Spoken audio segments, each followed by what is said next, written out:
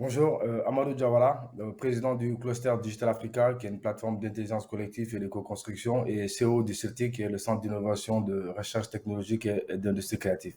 C'est un honneur pour moi, mais un plaisir de prendre part à cette activité qui aujourd'hui parle de problématiques qui sont connues sur le continent africain, notamment la journée de demain. Et ça va être la journée de l'emploi, et ça va être vraiment quelque chose où on avait besoin en Afrique, en tout cas pour fédérer les initiatives, apporter des solutions pour la jeunesse africaine. D'autant plus que nous savons que la jeunesse est moteur de développement pour le continent africain.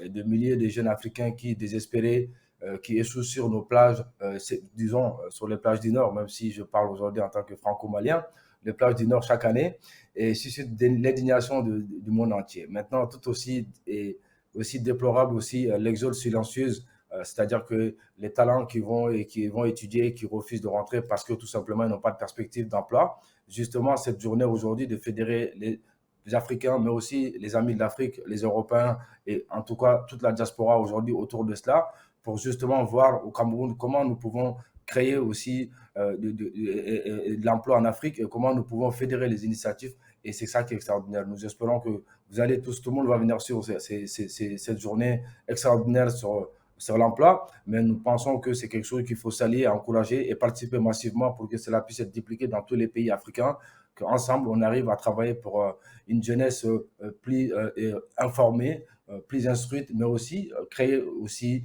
des dynamiques sur l'employabilité sur le continent africain. En tout cas, pour rappel, la jeunesse africaine représente déjà 60% de la population africaine qui est sans emploi. Et ce qui est extrêmement dangereux pour le continent, ça reste une bombe humaine qui reste aujourd'hui.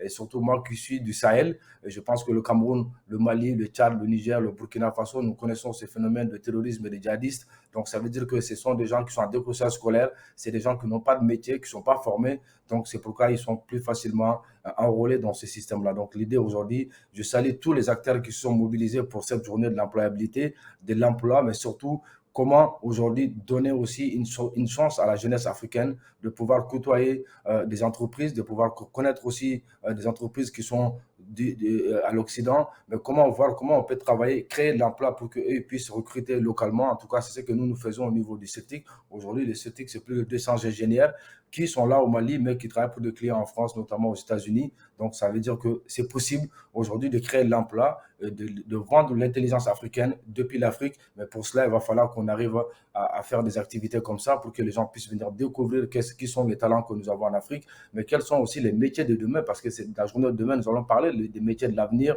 tous ces métiers qui sont en train d'arriver, qui vont changer le monde. En tout cas, je conclue en disant que la plupart des métiers de 2030 n'existent pas encore. Il va falloir les créer très rapidement, mais il va falloir que l'Afrique s'adapte à cela. Et il y a un changement qui est là aujourd'hui, il y a une dynamique qui est lancée de façon mondiale et nous ne devons pas rester à marge de cela. Donc, je vous remercie. En tout cas, venez nombreux demain, venez écouter tous ces spécialistes que nous avons pour apporter des solutions et des réponses sur l'employabilité. Merci.